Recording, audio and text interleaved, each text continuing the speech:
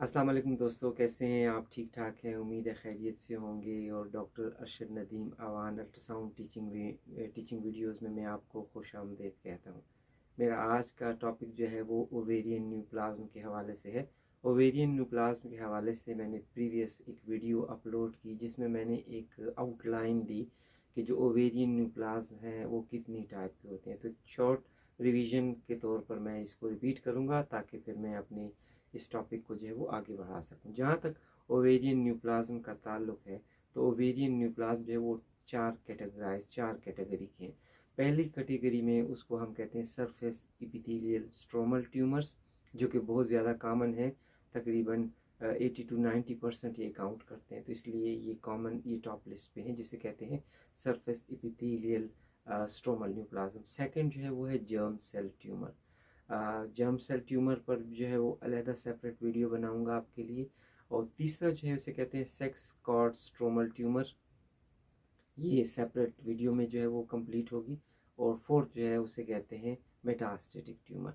तो जो पहले वाला ट्यूमर है उसको हम कहते हैं सरफेस इपिथेलियल स्ट्रोमल ट्यूमर्स। तो मेरी आज की जो वीडियो है वो है सरफेस इपिथेलियल स्ट्रोमल ट्यूमर के हवाले से। तो सरफेस इपिथेलियल ट्यूमर दरअसल ये एक इपिथेलियल ट्यूमर है, जैसा कि नाम से ज़ाहिर होता है कि ये सरफेस इपिथेलियम से इराइज करता है। आपको बताया कि ये तकरीबन जो है 80 to 90% जो है ये इसमें मैलिग्नेंट पोटेंशियल होता है। ये बहुत ज़्यादा कॉमन है। जहाँ तक एक ड्यूअलिस्टिक मॉडल का ताल्लुक है, ड्यूअलिस्टिक मॉडल ने जो है ओवेरियन कैंसर को दो कैटेगरी में जो है वो डिवाइड किया है, टाइप 1 और type 2।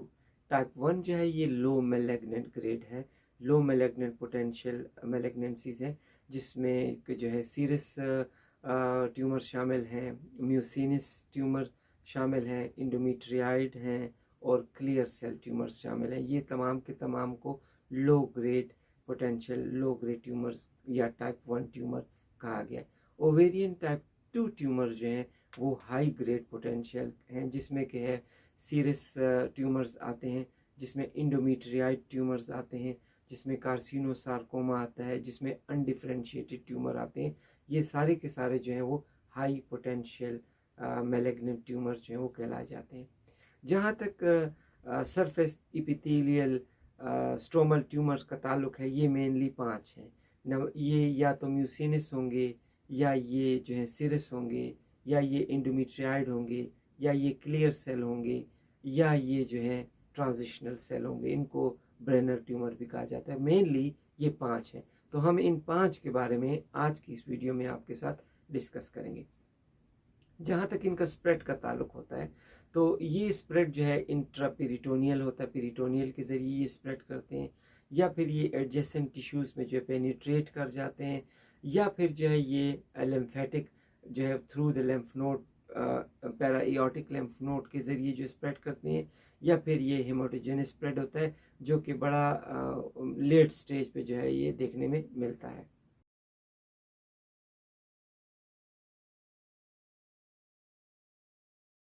Serous cyst adenoma and serous cyst adenocarcinoma. Serous cyst adenoma या सीरस सिस्ट एडिनोकार्सिनोमा जो है ये एपिथेलियल सरफेस एपिथेलियल सेल्स हैं, और ये दोनों हो सकते हैं। ये बिनाइन भी हो सकते हैं और मैलिग्नेंट भी हो सकते हैं। तो सबसे पहले मैं बिनाइन लीजन पर बात करूंगा, जो कि सीरस सिस्ट एडिनोमा है।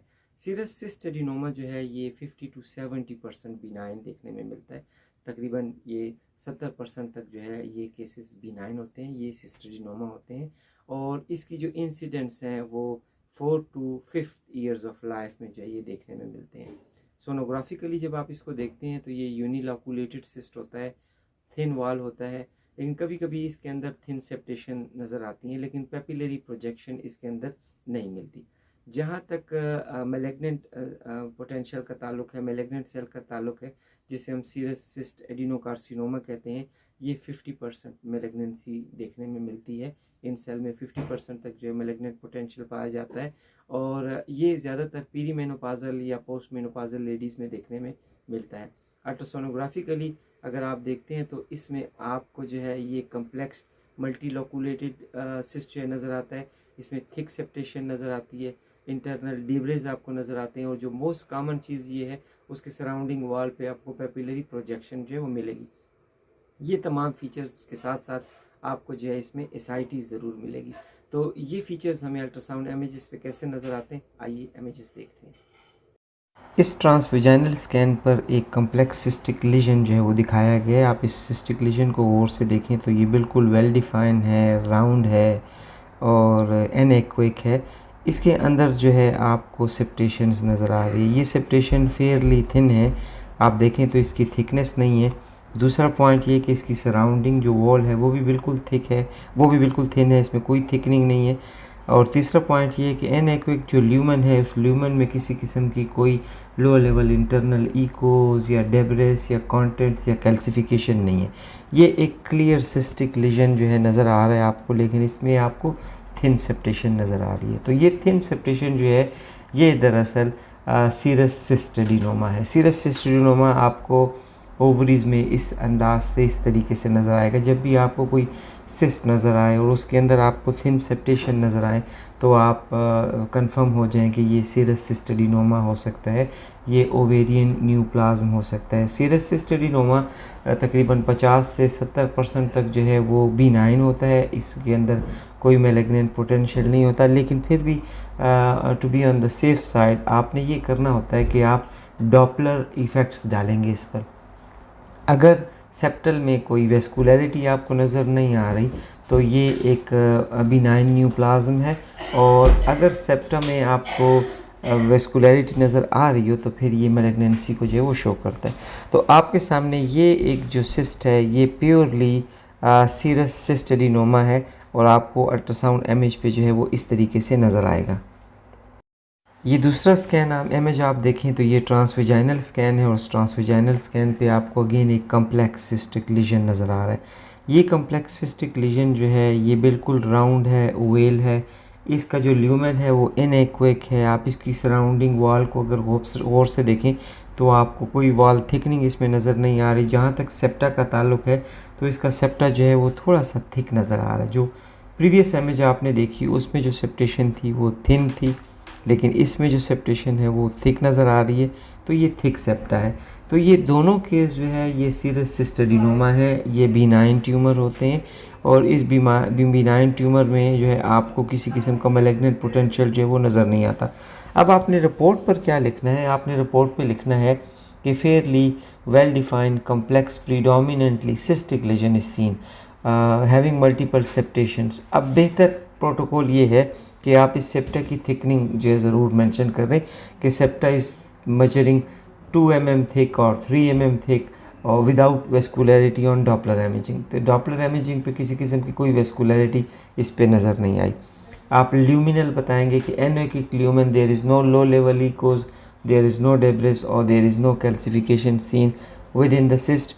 तो आपको ये एक आपकी कॉम्पिटेंट रिपोर्ट हो जाएगी। अब आप अपनी कंक्लूजन में लिखेंगे कि complex cystic lesion with anechoic lumen with thick septations measuring up to whatever जो मेजरमेंट है दे और विदाउट एनी वेस्कुलरिटी, तो suggestive of serous cyst adenoma. तो आपको सीरस सिस्ट एडिनोमा अल्ट्रासाउंड पे इस तरीके से नज़र आएगा।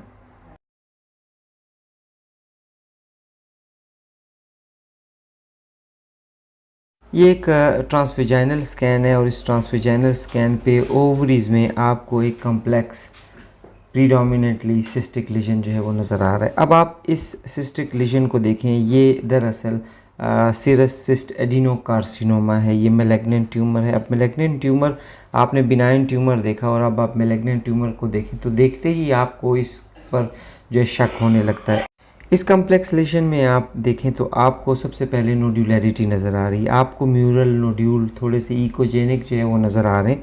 तो एक तो पहली फाइंडिंग ये कि आपको straight away mural thick nodule नज़र आ रहे हैं। तो आपने इस थिक नोड्यूल की मेजरमेंट भी ले ली है कि इतने mm thick nodules, multiple nodules within the lesion जो है वो नज़र आ रहे हैं। दूसरा पॉइंट ये कि आपको इसमें थिक सेप्टेशन नज़र आ रही है। आप इसकी थिक सेप्टेशन देखते हैं, आप मेजरमेंट कर लेंगे कि 4 mm, 3 mm या 2 mm थिक सेप्टेशन जो है, मल्टीपल थिक सेप्टेशन जो है वो देखने में मिलती है। अब इसका आप जो तीसरा पॉइंट देखेंगे तो तीसरा पॉइंट ये है कि इंटरनल लो लेवल इकोज रेटिकुलर पैटर्न जो है आपको इसके अंदर नज़र आ रहा है, तो अगर वो लो लेवल है तो आप लो लेवल लिख लें, अगर आपको रेटिकुलर पैटर्न नज़र आ रहा है तो आप रेटिकुलर पैटर्न लिख लें। उसके साथ आप चौथी आप बात देखेंगे तो इसकी जो सराउंडिंग वॉल है वो नॉर्मल है, उसके अंदर कोई वॉल थिकनिंग आपको नज़र नहीं आ रही, तो आप लिख लेंगे कि वॉल जो है सराउंडिंग वॉल जो है वो क्लियर है। तो ये मास जो है प्रीडोमिनेटली सिस्टिक मास है, आपको इस पे जो है देखते ही अंदाज़ा हो जाएगा सिस्टिक मास का। कुछ लोग जो है इसको कॉम्प्लेक्स मास की बजाय इसको जो है solid mass with cystic degenerative changes भी दे देते हैं। ऐसा नहीं है, अगर आपको सराउंडिंग वॉल जो है नज़र आ रही है और उसके इर्द गिर्द आपको फ्लूइड नज़र आ रहा है तो फिर ये सिस्टिक लीजन है, ये सराउंडिंग वॉल। और अगर सराउंडिंग एरिया उसका थिक है और सॉफ्ट टिश्यूज़ का है तो अगर वो वॉल थिकनिंग नहीं है तो फिर आप उसको जो है सॉलिड मास का शक कर सकते हैं। जहाँ तक इस स्लाइड का ताल्लुक़ है, ये स्लाइड टिपिकल जो है वो कॉम्प्लेक्स सिस्टिक लीजन की है।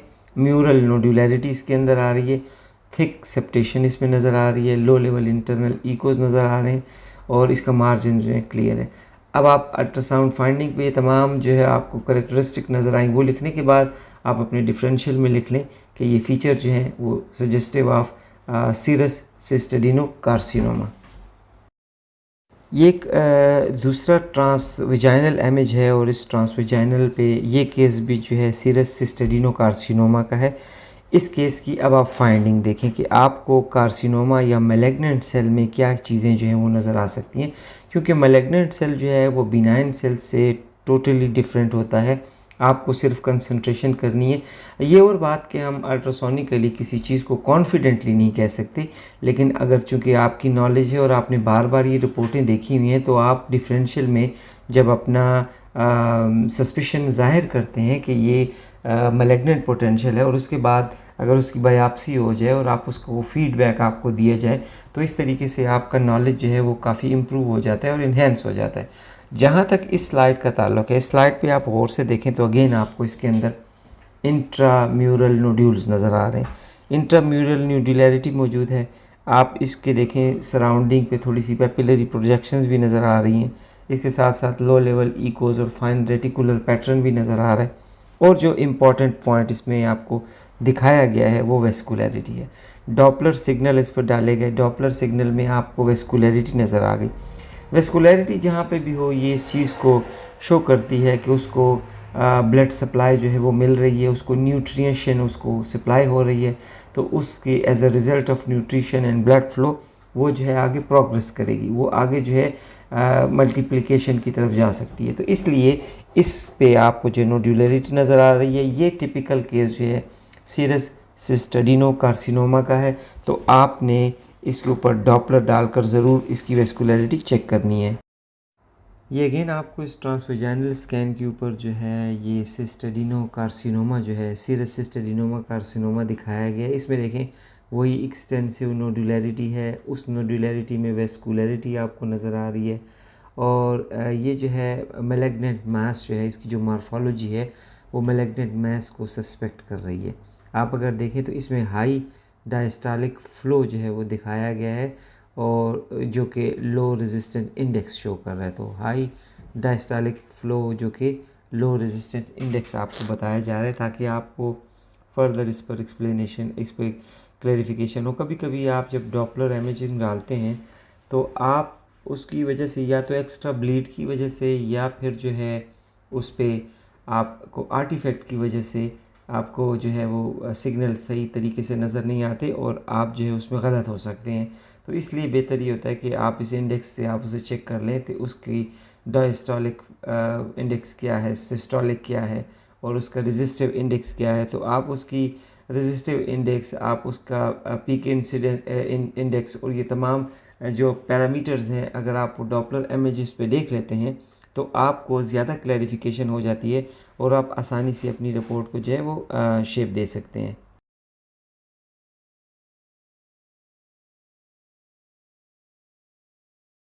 म्यूसिनिस सिस्ट एडिनोमा और म्यूसिनिक सिस्ट एडिनोकार्सिनोमा ये second most common epithelial tumour हैं जो कि ओवरी से एराइज करते हैं और ये काउंट करते हैं 20 to 25%। ये भी बिनाइन और मैलिग्नेंट होते हैं। बिनाइन को जो है वो म्यूसिनस सिस्ट एडिनोमा कहते हैं और मैलिग्नेंट को म्यूसिनस सिस्ट एडिनोकार्सिनोमा कहते हैं। सबसे पहले मैं बिनाइन की बात करूँगा। म्यूसिनस सिस्ट एडिनोमा ये जो है तकरीबन 30 से 60 ईयर्स ऑफ लाइफ में होता है। क्वाइट यंग लेडीज़ में जो है ये देखने में मिलता है और ये जो है काफ़ी बड़ा अप टू 30 सेंटीमीटर तक सिस्ट जो है ये देखने में मिलता है। पेल्विक कैविटी और एब्डोमिनल कैविटी को इसने जो है वो कवर किया होता है। तो ये इसकी एक करेक्टरिस्टिक है। अल्ट्रासोनोग्राफी के लिए हम देखते हैं तो ये एक लार्ज ह्यूज सिस्ट हमें मिलेगा जिसके अंदर थिन सेप्टेशंस होंगी, लो लेवल इंटरनल इकोज होंगे, जेलेटिनस मटेरियल होंगे, लेकिन पेपिलरी प्रोजेक्शंस आपको इसमें जो है वो नहीं मिलेगी। जहाँ तक मैलिग्नेंट सेल का ताल्लुक है जो कि म्यूसिनस सिस्ट एडिनोकार्सिनोमा है, ये तकरीबन 4 से 7 4 to 7 डेकेड ऑफ लाइफ यानी 40 से 70 ईयर्स ऑफ एज में जो है ये देखने में मिलता है और ये भी काफ़ी लार्ज होता है। अल्ट्रासोनोग्राफिकली आपको जो है इसमें थिक सेप्टेशंस मिलेंगी, इंटरनल डेब्रिस मिलेंगे, जेलेटिनस मटेरियल मिलेंगे। इसके साथ साथ जो इसकी करेक्टरिस्टिक है वो ये है कि इसमें पेपिलरी प्रोजेक्शंस जो कि आपको सराउंडिंग वॉल में देखने में मिलेगी वो ज़रूर आपको इसमें मिलेगी। इसकी एक कॉम्प्लिकेशन ये है क्योंकि ये बहुत बड़ा होता है और इसमें रप्चर के चांसेस ज़्यादा होते हैं। जब ये रप्चर हो जाता है तो आपको पेल्विस कैविटी में जो है वो लॉकुलेटेड एसाइटीज़ मिलती है, फ्लोटेड मेम्ब्रेन, फ्लोटेड डेब्रिज आपको नज़र आते हैं, थिक सेप्टेशन नज़र आती है। तो ऐसी कंडीशन को हम जो है सूडोमिक्सोमा पेरिटोनाई कहते हैं। तो सूडोमिक्सोमा पेरिटोनाई इसकी कॉम्प्लिकेशन है।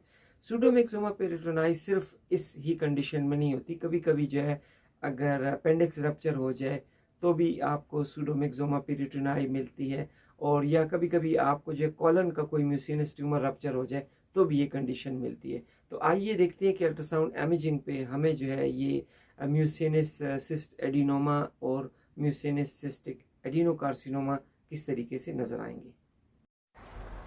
म्यूसिनस सिस्ट एडिनोमा या म्यूसिनस ट्यूमर्स जो हैं वो ओवेरियन एपिथेलियल ट्यूमर्स हैं और तकरीबन ये 20 से 25% तक ओवेरियन न्यूप्लाज्म काउंट करते हैं।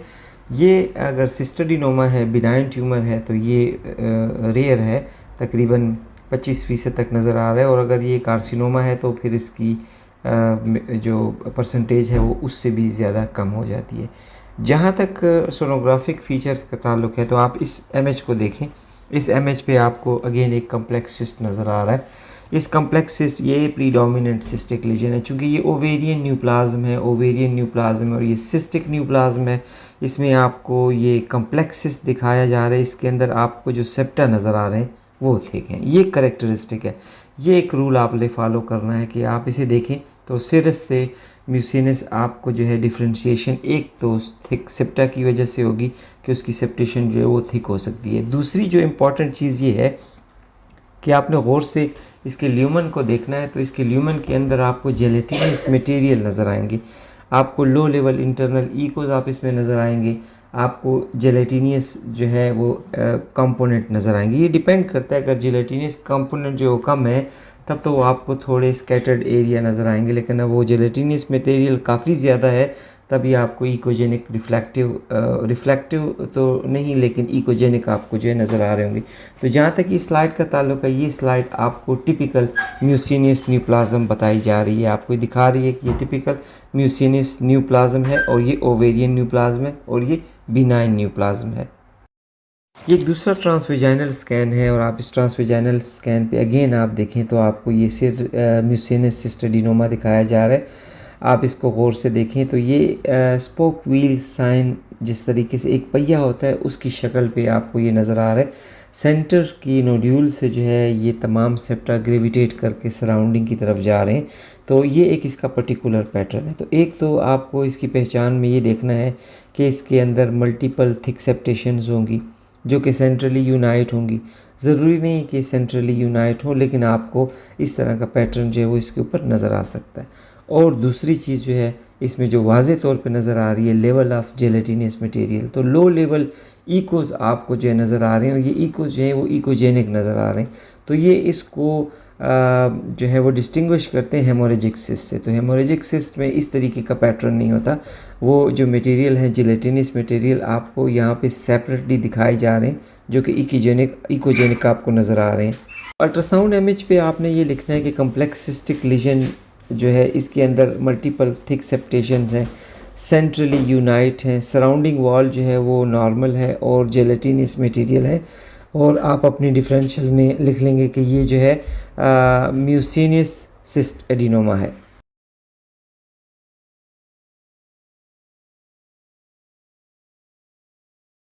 ये एक ट्रांसवेजाइनल स्कैन है और इस ट्रांसवेजाइनल स्कैन पे आपको एक कम्प्लेक्स सिस्टिक लीजन नज़र आ रहा है। आप इस कम्प्लेक्स सिस्टिक लीजन को नोट करें तो आपको जो वाइट एरो इंडिकेट कर रहे हैं ये नोड्यूलैरिटी है।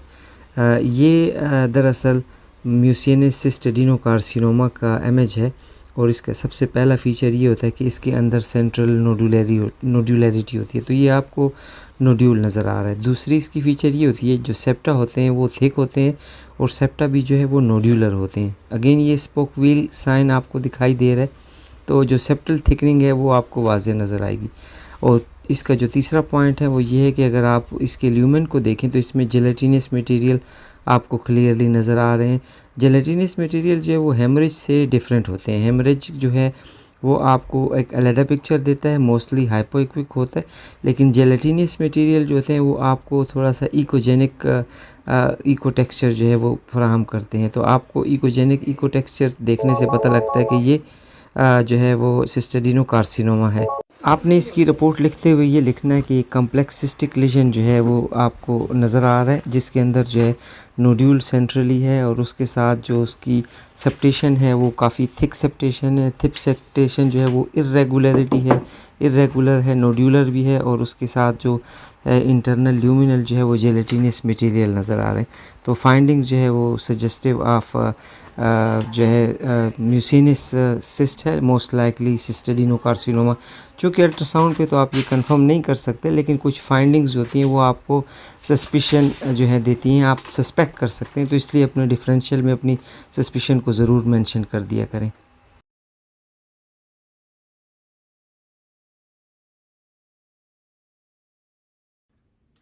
बॉर्डर लाइन या low malignant potential tumour. Borderline या लो मैलिग्नेंट पोटेंशियल ट्यूमर जो है ये तकरीबन 10 to 15% होते हैं और ये दोनों में देखने में आते हैं। ये सीरियस ट्यूमर्स में भी होते हैं, ये जो है वो म्यूसिनस ट्यूमर्स में भी जो है वो देखने में मिलते हैं। चूँकि ये लो लेवल होते हैं, इनमें मैलिग्नेंसी का पोटेंशियल जो है वो लो होता है, इसलिए इसे लो ग्रेड पोटेंशियल कहा जाता है। क्योंकि हिस्टोपैथोलॉजिकली हम जब इसको देखते हैं तो इसके अंदर मैलिग्नेंट पोटेंशियल तो होता है, लेकिन ये स्ट्रोमा को इन्वेड नहीं करता। दूसरी बात ये कि इसके अंदर जो है इसकी प्रोग्नोसिस बहुत अच्छी होती है। सर्वाइवल रेट जो है वो 5 years to 20 years तक जो है वो देखने में मिलता है, अगर इसको अर्ली स्टेज पे जो है वो पिक कर लिया जाए। जहाँ तक अल्ट्रासोनिक फीचर्स का ताल्लुक है तो सोनोग्राफिकली आपको एक सिस्टिक लीजन मिलेगा, लो लेवल इंटरनल इकोज मिलेंगे। ये ज़्यादातर आपको इसकी शेप जो है वो इंडोमेट्रियोमा से जो है वो मिलती हुई ज़्यादा नज़र आएगी। तो इंडोमेट्रियोमा की शेप जो है इसकी शक्ल आपको नज़र आएगी। या फिर कभी कभी ऐसा होता है कि सिस्टिक लीजन है उसके अंदर आपको वेस्कुलर म्यूरल नोड्यूल नज़र आएगा। या फिर ऐसा भी हो सकता है कि एक सिस्टिक लीजन हो, आपको उसके अंदर मल्टीलोकुलर नोड्यूल आपको नज़र आए। तो ये तमाम की तमाम लो पोटेंशियल मैलिग्नेंट ट्यूमर की जो है वो निशानी है। तो आइए देखते हैं अल्ट्रासाउंड इमेजेस पे हमें जो है ये ट्यूमर किस तरीके से नज़र आएगा।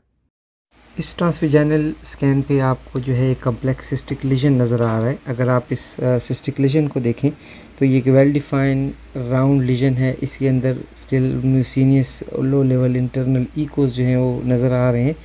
और आपको जो मेन इसमें रेडियोलॉजिकल फाइंडिंग है वो पेपिलरी प्रोजेक्शंस हैं उसकी राइट साइडेड वॉल से। आप राइट साइडेड वॉल से आप देखें तो उसकी पेपिलरी प्रोजेक्शंस जो है वो आपको नज़र आ रही होगी।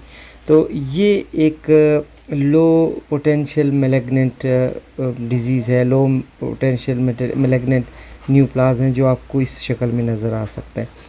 ये दोनों में आता है। सिरस सिस्ट एडिनोमा में भी जो है सिरस लीजन्स में भी जो है ये लो मैलिग्नेंट ग्रेड ट्यूमर नज़र आ सकता है और म्यूसिनस में भी लो ग्रेड मैलिग्नेंट पोटेंशियल नज़र आ सकता है। इसको इसलिए लो ग्रेड कहा गया है कि ये स्ट्रोमा तक पेनिट्रेट नहीं करता, इसलिए इसको जो है लो ग्रेड कहा गया है। और दूसरी बात ये इसका सर्वाइवल रेट बहुत अच्छा है, इसकी प्रोग्नोसिस बहुत अच्छी है, इसकी वजह से इसको जो है low grade malignant potential lesion कहा गया है। आपने अल्ट्रासाउंड के ऊपर अगर आपको इस तरह का लीजन आता है जिसकी आपको वॉल में पेपिलरी प्रोजेक्शंस नज़र आ रही हैं और ओवरी में वो कंप्लीट सिस्टिक लीजन है, उसके अंदर लो लेवल इंटरनल इकोज हैं, तो आप जो है सस्पेक्ट कर सकते हैं मैलिग्नेंट पोटेंशियल को। दूसरी जो इम्पॉर्टेंट आपने फ़ीचर इसमें देखना है कि आपने इसमें वेस्कुलरिटी को देखना है। अगर इसमें वेस्कुलरिटी किसी न किसी मकाम पे आपको नज़र आ रही हो तो आपने फिर वो अपनी रिपोर्ट पर मेंशन करना है। कंक्लूजन देते हुए आपने हमेशा जो है अपनी डिफरेंशियल को मद्देनज़र रखना है और आपने बताना है कि on the basis of radiological imaging ये कंसिडर किया जाता है कि ये सस्पेक्टेड या ये सस्पिशियस लुकिंग लीजन है, और जो मेरी पहली डायग्नोसिस जा रही है वो ये है कि इट मे बी और it's likely low malignant potential tumours. तो फर्दर वर्कअप इज़ रिकमेंडेड, आप उसे फ़ौरन फर्दर वर्कअप पे डाल देंगे।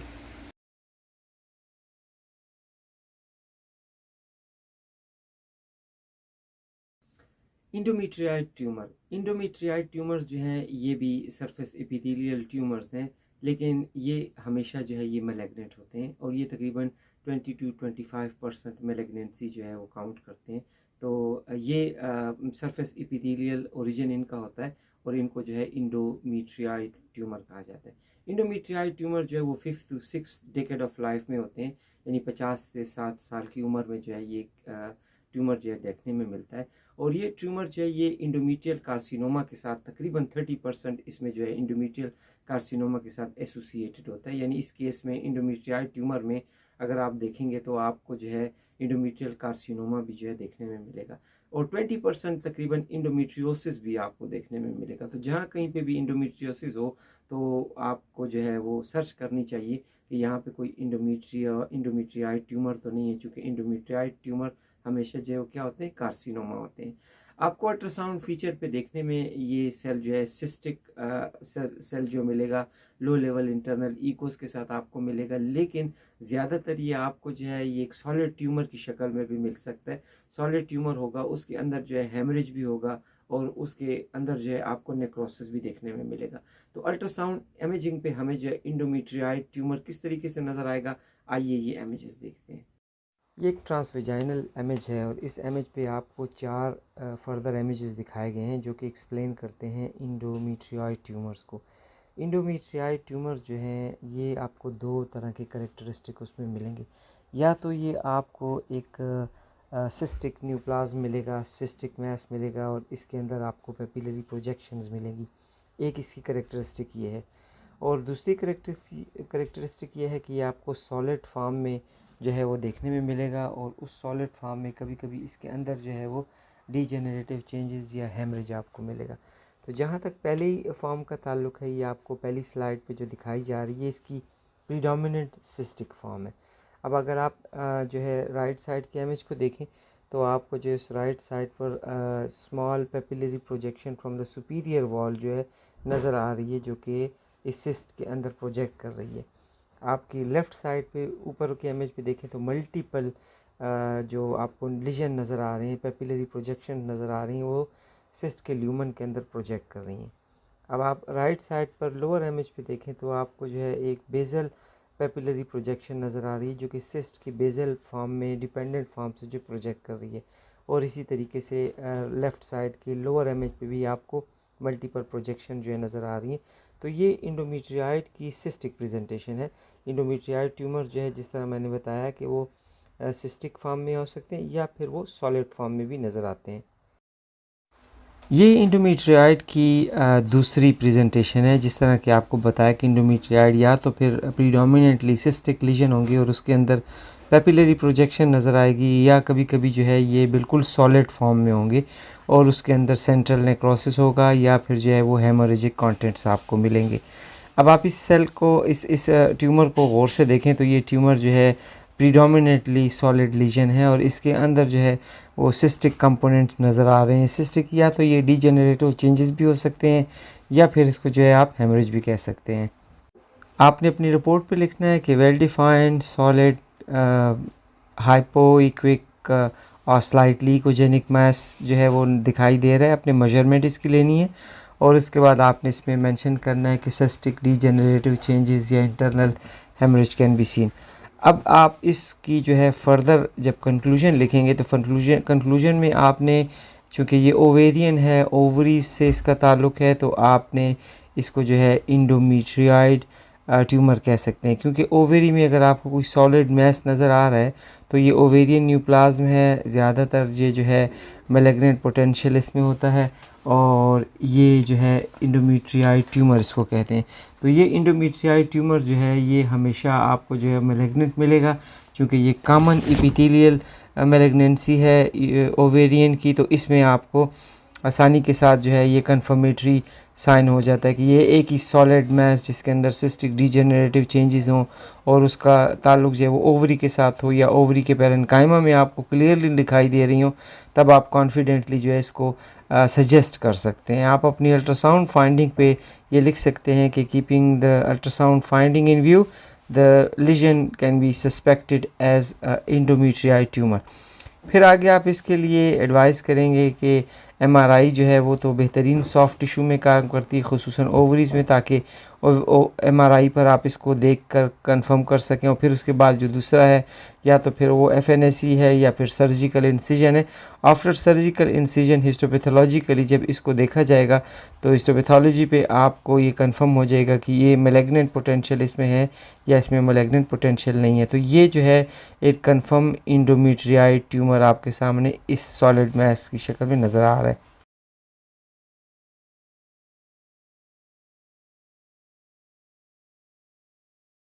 क्लियर सेल ट्यूमर या क्लियर सेल कार्सिनोमा भी इसे कहा जाता है, क्योंकि ये आलमोस्ट ऑलवेज जो है वो मैलिग्नेंट होता है और ये इपिथेलियल ट्यूमर है।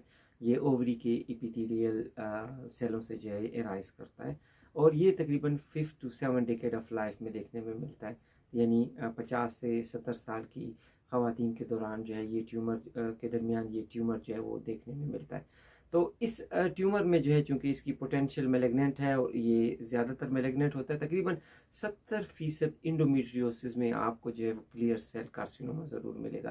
तो इसलिए जहाँ पे भी इंडोमेट्रियोसिस डायग्नोज हो जाए तो आपको सर्च करनी होती है कि कहीं उसके एसोसिएशन में जो है आपको क्लियर सेल कार्सिनोमा जो है वो ना पड़ा हुआ हो। तो इसलिए इंडोमेट्रियोसिस जो है वो सेकंड चांस यही होता है कि इसमें हम जो है क्लियर सेल कार्सिनोमा को जो है वो देखते हैं।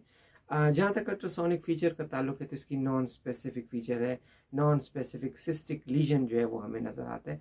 तो इसलिए इसको बहुत केयरफुली देखना होता है जब आपके पास इंडोमेट्रियोसिस हो जाए या फिर आपके पास कोई सिस्टिक लीजन आए, नॉन स्पेसिफिक हो, लो लेवल इंटरनल इकोस के साथ हो, तो उसमें जो है क्लियर सेल कार्सिनोमा। ये एक ट्रांसवेजाइनल स्कैन है और इस ट्रांसवेजाइनल स्कैन पे आपको जो है ये क्लियर सेल ट्यूमर नज़र आ रहा है। क्लियर सेल ट्यूमर जो है ये आलमोस्ट ऑलवेज मैलिग्नेंट होता है और ये इंडोमेट्रियोइड कार्सिनोमा है। और आपको अल्ट्रासाउंड पर देखने से इस इमेज पे एक कम्प्लेक्स सिस्टिक लीजन नज़र आ रहा है। ये दरअसल एक इंडोमेट्रियोमा है। आप गौर से देखें तो आपको एक लार्ज सिस्ट लो लेवल इंटरनल इकोस के साथ जो है नज़र आ रहा है। ये एक टिपिकल इंडोमेट्रियोमा की पिक्चर है।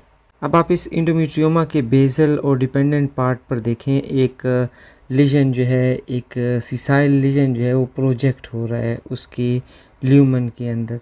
तो ये असल में इसकी हमेशा ये नॉन स्पेसिफिक होता है, ये ज़्यादातर कम्प्लेक्स इसकी पिक्चर होती है और प्रिडोमिनेटली ये सिस्टिक मैस होता है।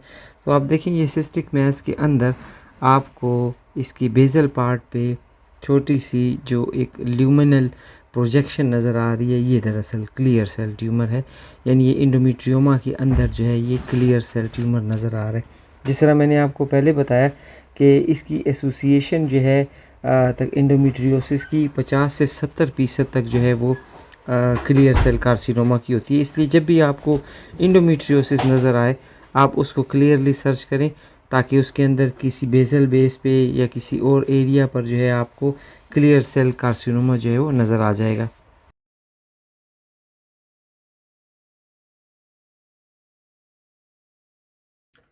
Transitional cell tumour, transitional cell tumour को ब्रेनर ट्यूमर्स भी कहते हैं। ब्रेनर ट्यूमर जो है ये surface epithelial tumour of the ovary है, लेकिन ये हमेशा बिनाइन होता है। ये बहुत अनकॉमन जो है वो ट्यूमर है और ये एसिम्प्टोमेटिक होता है और इंसिडेंटल इसको जो है वो डायग्नोस कर लिया जाता है। इंसिडेंटल फाइंडिंग होती है क्योंकि पेशेंट में कोई सिम्टम नहीं होता और चूँकि रेयर होने की वजह से इसकी कोई ख़ास प्रेजेंटेशन जो है वो नज़र नहीं आती। लेकिन अल्ट्रासोनोग्राफिकली आप अगर इसको देखेंगे तो आपको ये एक वेल डिफाइंड सिस्टिक लीजन जो है वो नज़र आएगा।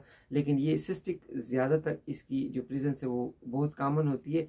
मेनली जो है ये हाइपो इक्विक आपको देखने में मिलता है as compared to transitional cell carcinoma, वो सिस्टिक होता है, लो लेवल इक्वस होते हैं। लेकिन जहाँ तक जो ट्रांजिशनल सेल ट्यूमर का ताल्लुक है ये मेनली हाइपो इक्विक आपको दिखाई देगा।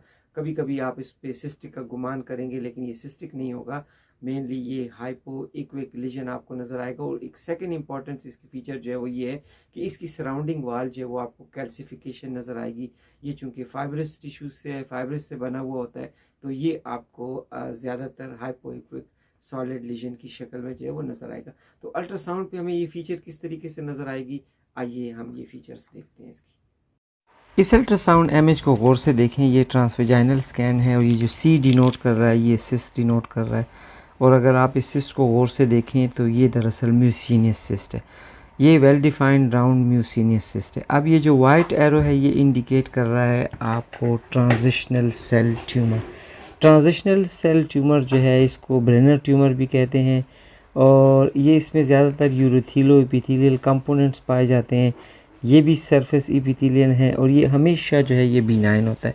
अब अगर आप इसको गौर से देखें तो आपको इस लीजन के अंदर जो कि म्यूसिनस लीजन है इसके अंदर आपको एक प्रोजेक्शन नज़र आ रही है। ये ज़्यादातर जो है हमेशा आपको जो है हाइपो इक्विक सॉलिड मैस की शक्ल में नज़र आएगा। इसकी सरफेस के ऊपर आपको कैल्सिफिकेशन नज़र आई है, यानी कैल्सिफिक इनक्रस्टेशन जो है आपको इस सेल पर जो है इस लीजन के ऊपर जो है नज़र आ रही है। बेसिकली ये हाइपो इक्विक सॉलिड मैस है, इसकी सरफेस इनक्रस्टेशन है। चूँकि ये यूरो एपिथेलियल सेल इसमें जो है शामिल होते हैं, लेकिन ये बिनाइन होता है। नॉर्मली अगर आप देखते हैं कि यूरिनरी ब्लैडर में जिस तरीके से ट्रांजिशनल सेल्स पाई जाती हैं तो वो ज़्यादातर मैलिग्नेंट पोटेंशियल उसमें ज़्यादातर देखने में आता है। लेकिन यहाँ पर जो कि ओवरीज़ के अंदर आपको नज़र आएंगे ये मोस्टली ऑलमोस्ट ऑलवेज जो है वो बिनाइन होंगे। तो ये आपके पास एक क्लियर ट्रांजिशनल सेल ट्यूमर की पिक्चर है जो कि म्यूसिनियस सिस्टेडिनोमा के अंदर जो है वो प्रोजेक्ट कर रहा है। जी दोस्तों, तो ये ओवेरियन न्यूप्लाज्म के हवाले से वीडियो थी जिसमें मैंने सबसे पहला टॉपिक डिस्कस किया और वो था surface epithelial stromal tumours. Surface epithelial stromal tumours जो हैं वो 5 टाइप के होते हैं। वो सीरस भी होते हैं, म्यूसिनस भी होते हैं, इंडोमेट्रॉइड होते हैं, क्लियर सेल होते हैं और ट्रांजिशनल सेल होते हैं। ये 5 के 5 मैंने इस वीडियो में आपके साथ डिस्कस किए। इन 5 के 5 की प्रेजेंटेशन कैसी होती है ये आपको बताया। आपको मैंने बताया कि इसकी चांसेस ऑफ ऑकरेंस किस तरीके की होते हैं, कौन से ईयर्स ऑफ लाइफ में जो होता है और अल्ट्रासोनिक फीचर हमें किस तरीके से नज़र आते हैं। यकीनन आपको ये वीडियो जो है बहुत इम्पॉर्टेंट, ये बड़ी इंफॉर्मेटिव वीडियो आपके लिए होगी और बड़ी इंपॉर्टेंट पॉइंट इसके ऊपर मैंने डिस्कस किए हैं। ये पॉइंट आप अपने जहन में रखिएगा, अपने सामने लिख के रखिएगा। जब आप अल्ट्रासाउंड इमेजिंग कर रहे हो और एडनेक्सल सिस्ट्स आपको नज़र आए तो ज़रूर इन तमाम पॉइंट्स को अपने सामने रखते हुए फर्दर इमेजिंग ज़रूर दीजिएगा। क्लियर डिस्क्रिप्शन अपनी रिपोर्ट के ऊपर लिखें और उसके बाद आपको जो सस्पिशन है वो सस्पिशन उसमें मेंशन करें। पेशेंट की एज की हिस्ट्री ज़रूर लें, प्रीवियस हिस्ट्री ज़रूर लें और आप अपनी रिपोर्ट पे व्हाट नेक्स्ट ज़रूर मेंशन करें कि आपके जहन में ये सस्पिशन है, ये चीज़ें लाइकली पॉसिबल हो सकती हैं। फर्दर इमेजिंग के लिए जो वो एडवाइस किया जाता है, फर्दर इमेजिंग से पहले आप फॉलो अप ज़रूर करवा लें कि अगर वो परसिस्ट है और 2 से 3 महीनों के दरमियान उसमें कोई चेंजेस नहीं आई या जो है वो इंक्रीज़ हो इन साइज़ हो गया या उसके कंपोनेंट्स में जो है वो चेंजेस आ गई तो आप फॉलो अप को कंसिडर करें। फॉलो अप के बाद अगर वो सब चीज़ें इसी तरीके से हैं तो फिर आप फर्दर रेडियोलॉजिकल इमेजिंग या हिस्टोलॉजी जो है वो रिकमेंड कर लें। अगर इससे रिलेटेड कोई पॉइंट आपके जहन में हो तो ज़रूर मुझे एक मैसेज ड्रॉप कर दीजिएगा, मैं आपको रिप्लाई ज़रूर कर दूंगा। मेरी वीडियोस देखते रहिएगा, शेयर करते रहिएगा। अगली किसी दूसरी इंपॉर्टेंट वीडियोस के साथ आपकी खिदमत में ज़रूर हाजिर होऊंगा। तब तक के लिए इजाज़त चाहता हूँ। अल्लाह ने के बाद।